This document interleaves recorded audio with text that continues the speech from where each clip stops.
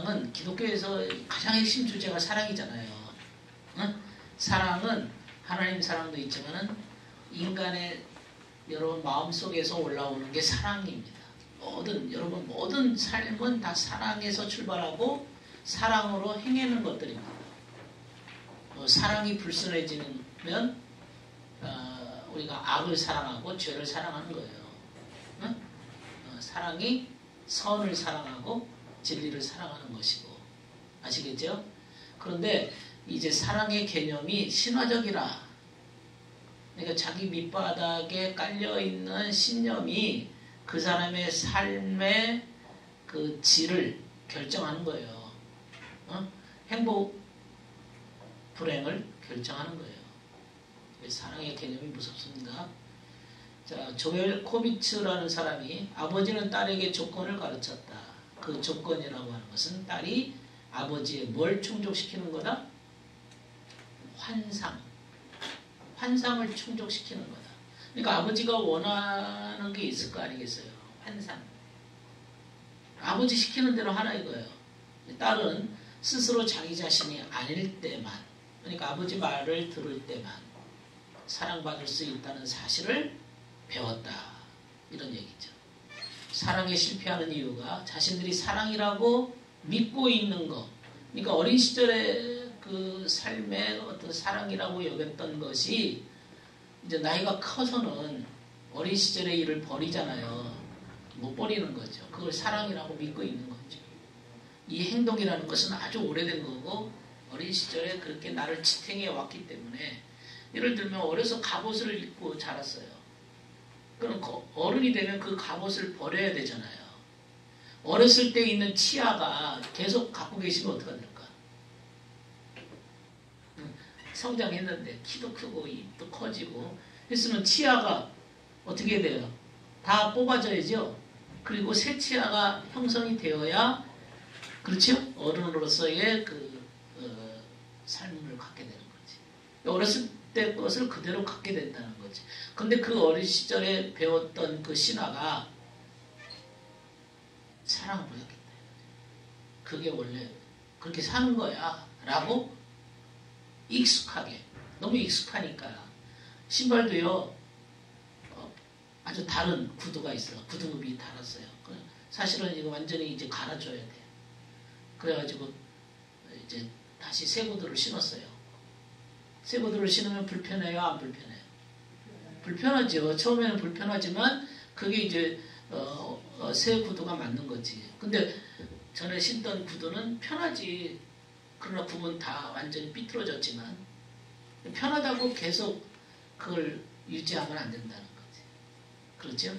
내가 익숙하고 내가 기존에 어려서 살았던 방식이 그게 맞다라고 여기고 그걸 사랑이라고 여기는 것이 또 문제다. 그걸 깨닫지 못한다는 거지.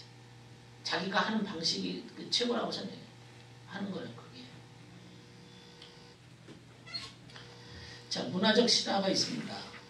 특별히 이제 가부장적 규칙이 갖고 있는 위험 요소라고 했어요. 가부장적 규칙이라는 것은 누가 왕이 되는 거예요? 아버지.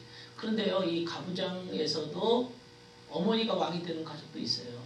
특별히 가부장이라는 게 꼭 남성에게만 국한되는 건 아닙니다. 여성이 가부장을 갖고 있는 집안도 있습니다. 그런데 이제 좀 대체적으로 아버지가 가부장을 이루어서 가족을 끌고 갔단 말이에요. 그런데 이 가부장을 끌고 가는 이유가 뭘까요? 아버지가 그렇게 어떻게 보면 강제적이고 강압적으로 그 가족을 모두 다 끌고 가야 되는 이유가 뭘까요? 그 시대가 가부장이 안 되면 살아남기가 어려운 시대들이 많았어요. 그래서 시족사회나 이런 것들은 그 시대에 우리끼리 뭉쳐야 돼. 뭉쳐야 되고, 대가족제도라고 하는 것은 여러분 지금은 이제 핵가족이라는 것은 부부가 모든 걸 다 하잖아요. 애들 키우는 것까지. 대가족이라는 것은 뭐예요? 밥하는 사람은 밥만 하면 되고, 애 보는 사람은 애만 보면 되고, 일하는 사람은 일만 하면 되잖아요. 오히려 간단해. 그러나 이 대가족이라는 것은 서로 분업해서 자기가 할 일만 다 하면 되는 거예요. 그리고 그 외부의 어떤 위험으로부터 보호받을 수 있는 최적의 방법이 가부장제였습니다.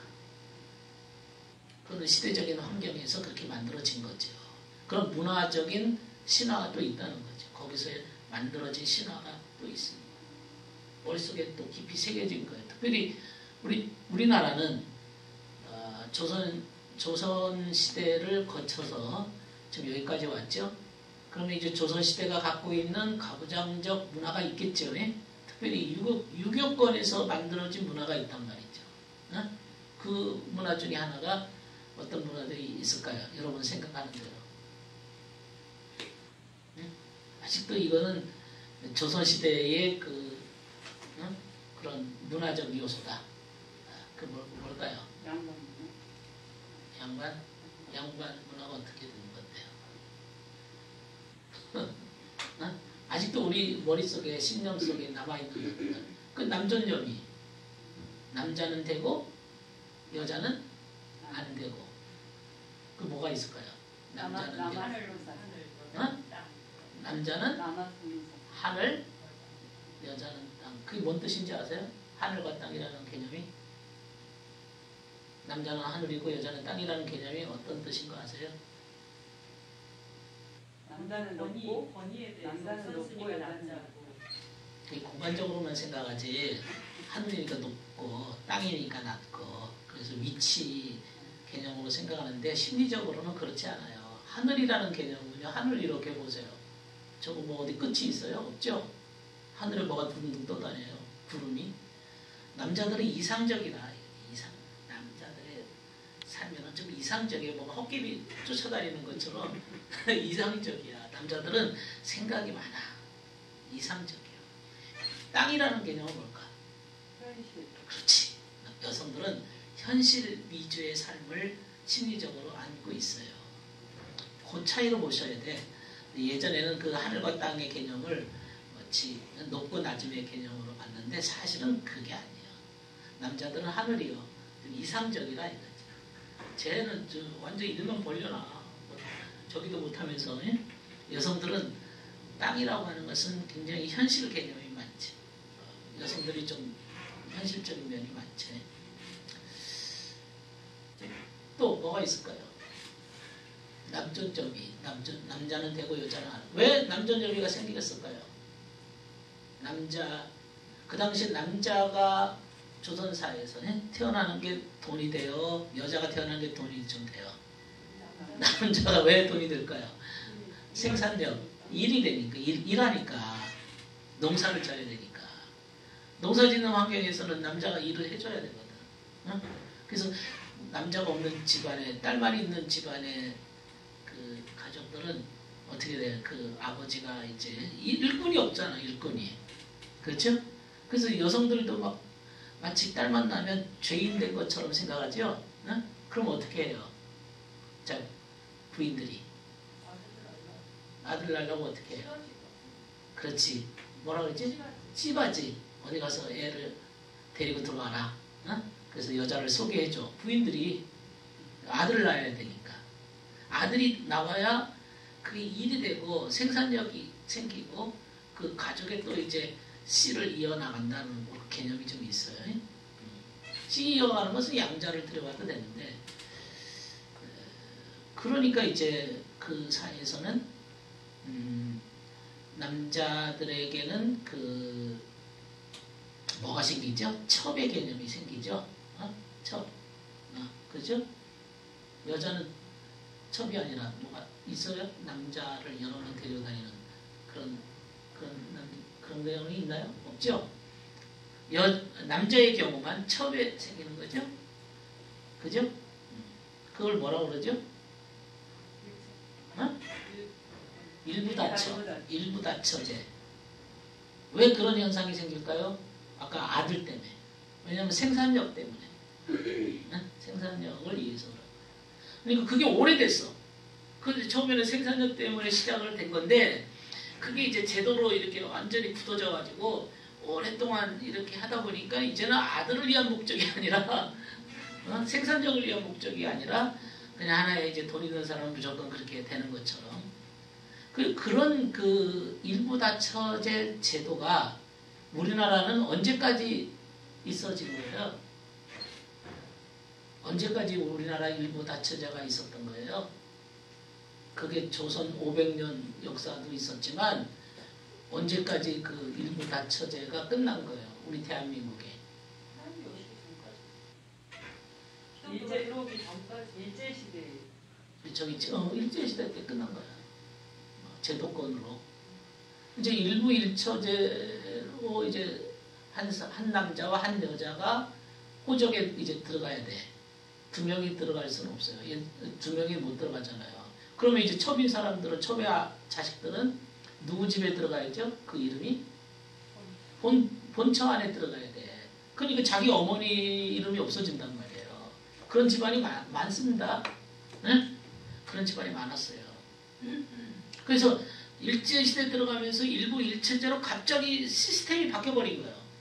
그러나 신화는, 머릿속에 들어있는 신화, 일부 다처제, 첩이라고 하는 개념은 머릿속에 아버지도 첩을 데리고 살았고 우리 할아버지도 첩을 데리고 살았고 우리 집은 전통적으로 첩이 있는 집안인데 갑자기 호적을 일부 일처제로 바꿔야 되니까 어떻게 돼요? 신념은 안 바뀌죠? 그러나 시스템은, 환경은 바뀌었죠. 근데 이 신념이, 지금 우리 말하는 신화가 안 바뀐단 말이죠. 그러면 이제 첩으로 등록은 못하면 어떻게 할까요? 몰래 첩이 생기지. 몰래 첩이 뭐냐면 몰래 돈 있는 사람들 이제 여자들 데리고 사는 경우에 몰래가 나오는 거지. 몰래. 그 몰래가 이제 또 뭐로 바뀌죠? 바람으로 바뀌지. 바람. 아시겠죠? 바람으로 바뀌고. 그러면 이제 요즘은 또 시대가 바뀌니까 여성이 이제 사회 진출이 많아지고 여성들도 이제 권위가 높아지면서 여성들도 또 뭐가 생기죠? 맞바람이 생기지. 지금 시대가 맞바람이 휘몰아치는 그런 시대 속에 들어왔어요. 그러니까 이 신화가 안 바뀝니다. 잘 안 바뀝니다. 이게 신화가 일부 일처제에 맞는 신화가 내용물이 신념이 있어야 되는데 그래서 일부 일처제를 보고 자란 자녀들이 엄마 아빠가 둘이서 사는 모습을 보고 자란 아이들이 신화가 만들어져야 되는 거죠. 예? 일부 다처제를 보고 자란 아이들은 저 여자들이 몇 명 있어도 된다라고 생각하는 거야. 된다라고 생각하는 거야. 옛날 할머니들 보고 물어보세요. 딸만 있는 집안에 그 딸이 할머니 우리 집은 딸만 있어요. 어떻게 해야 돼요? 그냥 뭐 어디서 가서 데려오면 되지. 뭐 이런 식이야. 할머니들은 아주 그렇게 옛날식의 사고방식을 갖고 있어요. 여러분 유대인들이 애굽에서 탈출해 가지고요. 광야 40년을 헤맨 이유가 이 신화가 바뀌기 위해서. 10계명은 받았지만 10계명에 맞는 삶은 없는 거예요. 이제 모세가 받은 것에 불과해. 응? 아직도 애굽의 삶이 있는 거예요. 애굽의 신화가 존재하는 거예요. 애굽의 신화가 완전히 10계명의 신화로 바뀌려면 40년이 필요했다는 사실을 알아야 돼요. 그래야 가나안에 들어가는 거예요. 거기서 이제 삶이 시작이 되는 거예요. 그게 재조정하는 시기입니다. 그래서 애굽의 40년 생활은 우리 심리학 이론으로 말하면 재구조화입니다. 심리가 재구조화가 되는 거예요. 거기에 맞는 시스템으로 바뀌어 나가는 거예요. 내용물이 신화가 바뀌어 나가는 거예요. 이해되시죠? 이제 가부장에 대한 얘기를 좀 들었죠? 자, 가부장적 규칙이 갖고 있는 위험 요소가 있습니다. 뭐 좋은 요소도 있어요. 아까 좋은 요소, 가부장이 갖고 있는 좋은 요소가 뭐라고 했어요? 생존하기 위해서 외부 세력으로부터 하나가 되어야 서로 먹고 살잖아요.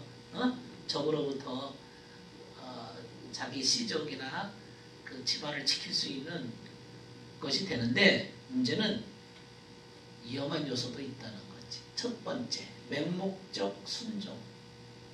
복종이지 복종. 맹목적 복종이라는 거. 그러니까 자원에서 올라오는 게 아니죠. 복종해야만 사는 거죠. 그 다음에 두려움을 제외하고는 모든 감정을 억압했다. 두려움을 왜 제외시켰을까요?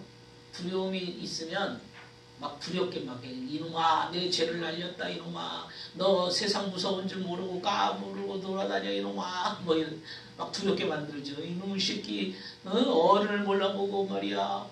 근데 저놈이 매를 맞아야 정신 차린다 하면서 막 벌벌벌벌 두렵게 만들어 사람을. 두렵게 만들면 어떻게 될까요? 말을 잘 듣죠. 그래서 저놈이 웃고 있으면 뭐가 좋다고 웃어 이놈아 복나가게 두드러 패고 울고 있으면 뭐가 밥을 안 줬냐 뭘 안 줬냐 하면서 또 운다고 또 두드러 패. 어?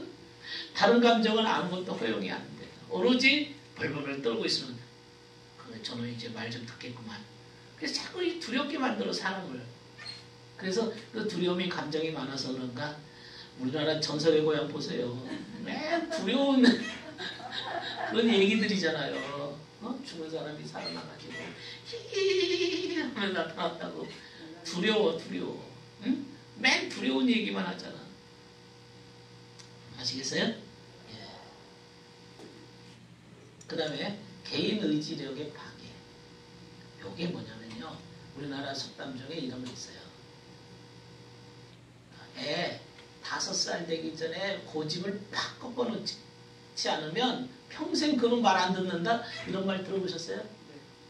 5살 되기 전에 고집을 그냥 팍 꺾어놔야 저는 말 듣지.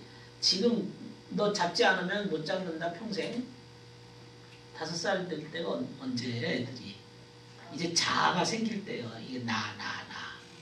이 자아가 생긴다는 것은 그전에는 자아가 별로 형성이 안 됐어요. 나라고 하는 의식이 없었다고. 부모가 주면 주는 대로 먹고 이렇게 자라다가 5살쯤 되면 이제 나가 생겨요. 지 스스로 걸으려고 그러고 지 스스로 뭘 하려고 그래 이놈이. 그때 고집을 꺾어놓는다 이거야. 팍 꺾어놔야. 그러니까 의지가 생길 때 자신의 의지가 생길 때 꺾어놔야 된다는 거지. 그게 개인 의지력의 파괴. 고집 꺾어놓는다. 근데 우리 이제 고집을 꺾어놓는다고 하는 이 말이 이제 부모 말이나 이제 이런 말을 잘 듣는다는 얘기인데, 근데 그게 답이요? 부모 말 잘 듣는다고 잘 사는 거예요? 응? 그렇다고 행복한 거예요? 성공할까요? 부모 말 잘 듣는 애가 더 인생 망가지고 산 사람 많습니다. 부모에게 반항한 사람들 중에 성공한 사람들이 많습니다. 그거 아세요? 응? 저놈 죽어라 부모 시키는 대로 안 하더니 어떻게 하다 보니까 성공했어. 근데 부모 말 들은 애는 오히려 성공을 못해요. 네? 자기 할 수 있는 게 없어. 그러니까 의지력을 꺾어놔 버리면 뭘 해야 되겠다고 하는 의욕, 네? 그것이 꺾어지는 거지. 나는 안 돼. 완전히 사람을 이제 자신에 대해서 할 수 있는 역량을 꺾어버리는 거죠. 그 다음에요. 권위자의 생각에서 벗어나는 생각이 들 때마다 생각을 억압한다. 이게 이제 문화적인 신화입니다. 권위자. 여기서는 가부장이죠. 그러니까 이게 이제 가부장 밑에서 엄한 부모 밑에서 자란 사람들의 특징이 어른들 앞에서 자기 할 말을 못해요. 쭈뼛쭈뼛한다고 쭈뼛쭈뼛. 그래가지고 이제 당당해지지를 못해. 저 같은 경우도 나이가 좀 있는 사람들한테는 굉장히 이렇게 조심스럽고 말을 잘 못하는 버릇이 좀 있었어. 이제 저도 이제 나이도 만큼 먹었으니까 이제는 좀 덜한데, 예전에 뭐 젊었을 때는 어른들 앞에서는 말을 그렇게 무조건 들어야 된다는 생각이 앞서요. 그냥 남인데도 지금도 아버지 모시는 거에 대해서는 끔찍한데 타인 앞에서도요 좀 어른이라 생각하면은 말을 잘 못해요. 내 할 말을 못해요. 근데 어떤 나보다 더 나이 어린 사람들 보면 막 할 말 안 할 말 다 하더라고. 어떻게 저런 말 할 수 있지? 그 의심할 정도로. 어른들 앞이라면 나이가 나보다 저도 많은 사람 앞에서는 그냥 내 하고 싶은 말을 못하는 그런 습관이 좀 있어요. 내 경우 뭐가 배요. 할 말을 그냥 자꾸 참는 거예요. 네. 네. 그것 때문에 문제가 발생하는 경우죠. 네. 그래서 손해보는 경우도 많습니다.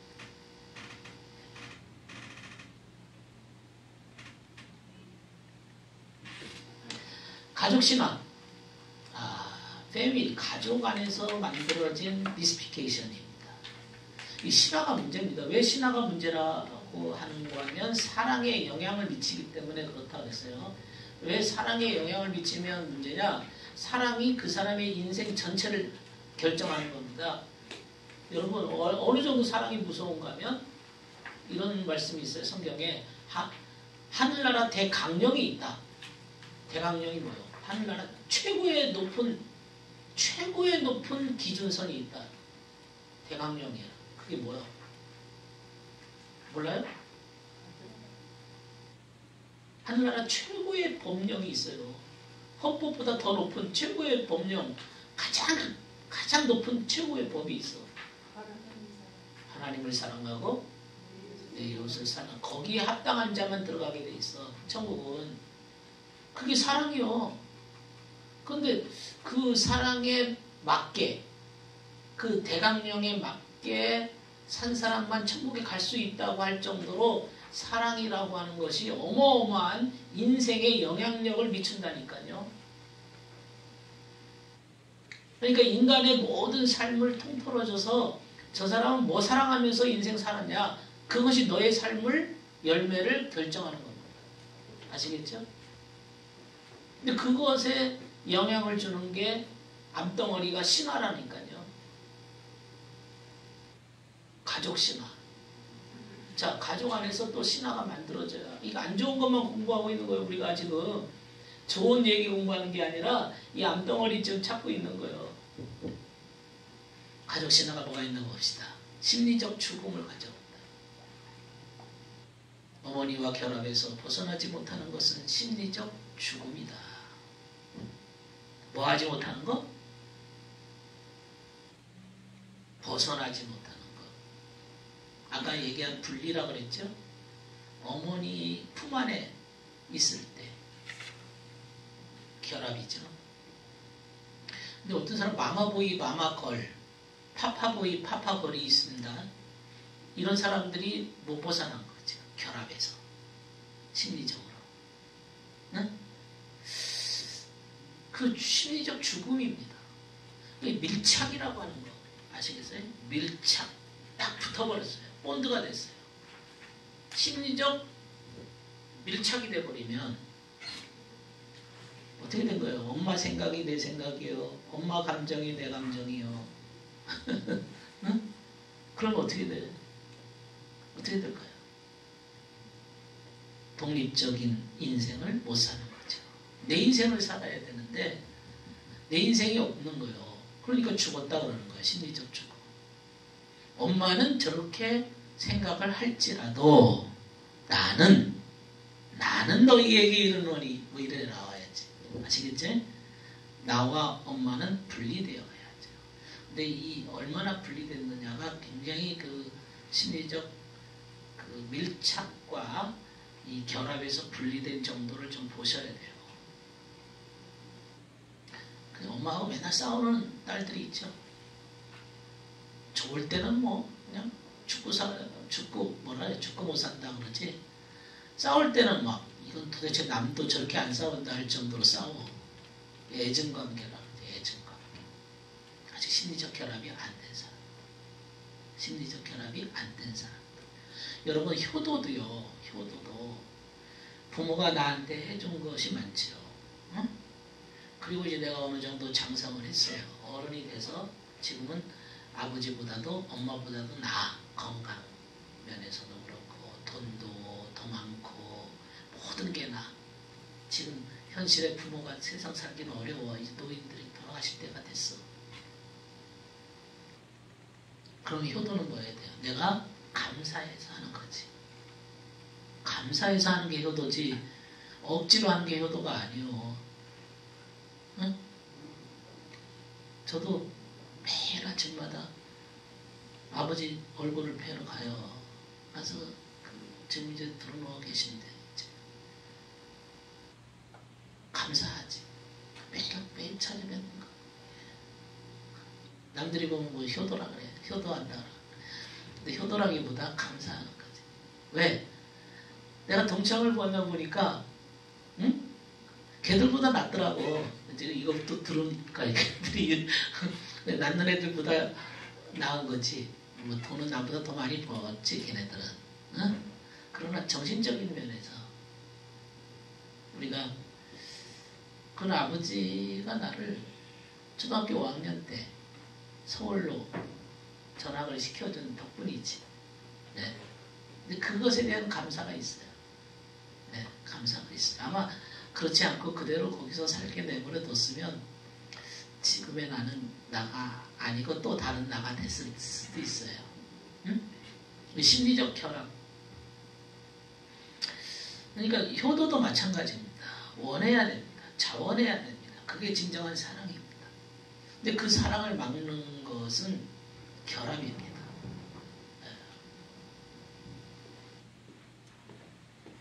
그 다음에요. 부모를 기쁘게 해줄 때만 분리 가능하다. 부모를 기쁘게 해줄 때만 분리 가능하다. 그러니까 내 말 안 들으면 너는 못 나가. 앞으로 못 가. 내 말을 잘 들어야만 앞으로 가. 이런 거지. 네? 네. 그 다음에 진실된 자아와 학대자의 자아를 혼동한다. 이 말은요. 어떻게 생각하셔야 되냐면 동일시 현상이 있습니다. 부모 자녀 간에는 동일시 현상. 보고 배운다 이거죠. 하나가 되는 거예요. 동일시가 뭐냐면 저는요. 누구를 좋아하냐면 손흥민이를 좋아해요. 손흥민 아세요? 축구선수. 네.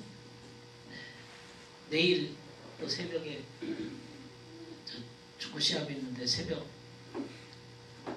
5시인가? 하여튼 5시가 됐든 1시가 됐든 저는 그때 시간은 일어나서 꼭 봅니다. 새벽 1시에도 손흥민이가 골을 넣잖아요. 그럼 나도 모르게 막 탄성이 나와. 새벽 1시에. 왜?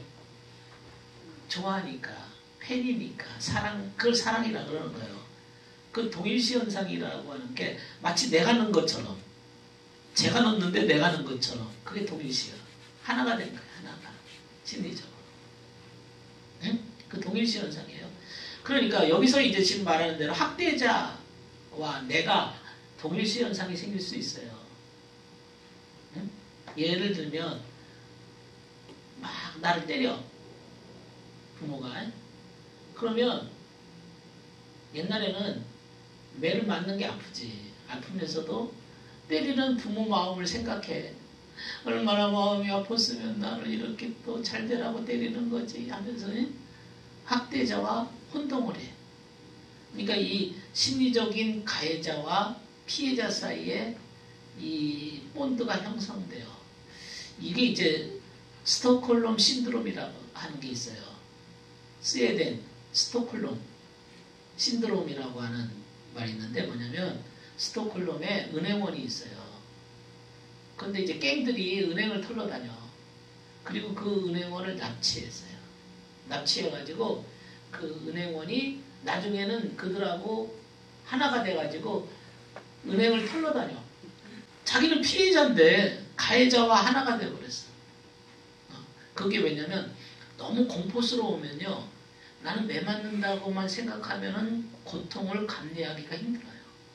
이게 차라리 가해자 편에 서버려야 심리적으로 그 아픈 고통을 이겨나갈 수 있다는 거예요. 가해자 편에 서버리는 거예요. 이 사람의 그 심리가 이상하지. 가해자 편에 서가지고 혼동돼버려요. 하나가 돼버려요. 그래서 가정폭력 가해자와 피해자가 동일시가 돼가지고 하나가 돼. 그래서 나중에 이 사람이 또 어른이 되면 또 가해자가 돼 있어. 어렸을 때는 피해자였는데 어른이 되면 가해자가 돼버린 거예요. 성폭력도 마찬가지고. 그러니까 피해자가 가해자가 돼버리는 현상이 이게 바로 이제 그 동일시 현상에서 오는 것이다. 그 다음에 이제 당신 자신이 되지 않을 때만 사랑받는다. 어? 그러니까 나라고 하는 존재를 잃어버리는 거죠. 어? 천하를 얻고도 자기를 잃어버리면 무슨 소용이 있겠느냐. 그러죠? 그러니까 자신이 되지 않는 법을 배우는 거예요. 내 말, 내 생각은 중요하지 않아. 어? 그래서 나를 잃어버리는 거죠. 이게 바로 이제 뒷부분에 등장합니다. 거짓자기라는 말이 나옵니다. 거짓자기가 형성이 되는 거예요. 그래서 아직도 이제 참 존재적 삶을 잃어버린다고 하는 것은 이제 자신의 삶을 살지 못하고 거짓자기의 삶을 사는 것인데, 내담자들이 이런 심리적인 결합의 문제, 아직도 뭔가 이 사람이 밀착되어 있는 게 뭔가, 뭐에 밀착되어 있나, 특별히 이제 부모나 아니면 지금 뭐 밀착되어 있는 알코올에 밀착되어 있는 것일 수도 있어요. 그걸 상호 의존이라고 해. 상호 의존. 알코올과 의존돼 버려서 알코올에 그 밀착되어 있는 거죠. 알코올 없이는 나 못 살아. 알코올 없이는 못 살아. 그 밀착되어 있는. 그러니까 그의 삶을 보면 당신이 지금 뭐에 밀착되어 있는가를 여러분이 그런 잣대를 가지고 한번 체크를 해보셔야 돼요. 저 사람이 지금 밀착되어 있는 것으로부터 분리되어는 만큼 성숙해지는 거예요. 아시겠죠? 그 밀착 정도를 가지고 보는 게 이제 그 이론 중에 보엔의 그 이론입니다. 그 가족 시스템의 가족 상담자죠. 보엔이라고 하는 학자가 있어요. 그 밀착 정도를 가지고 상대방을 체크를 합니다. 예를 들면 이제 우리가 피검사 하듯이 병원에 피검사부터 하잖아요. 무조건 가면 피검사하죠. 피검사를 하듯이 심리적인 검사를 할 때 밀착 정도를 가지고 검사를 하는 거예요. 그게 아주 중요하다는 거지. 사람은 어디가 붙을 수 있는 능력이 있어. 근데 붙은 만큼 안 좋은 거. 근데 이런 어떤 사람은 동물들이나 짐승들이나 이런 짐승이 아닌 어떤 물질, 알코올이나 급하게 붙게 만드는 물질들이 있어요. 그 마약 같은 거에. 급하게 아주 사람들을 흥분시켜버려. 그러니까 붙을 수 있는 성질이 강해. 왜? 나를 끝내주게 만들어주니까. 마약이나 이런 것들은. 그런 거에 붙어 있으면 이제 자기 삶이 없어지는 거죠.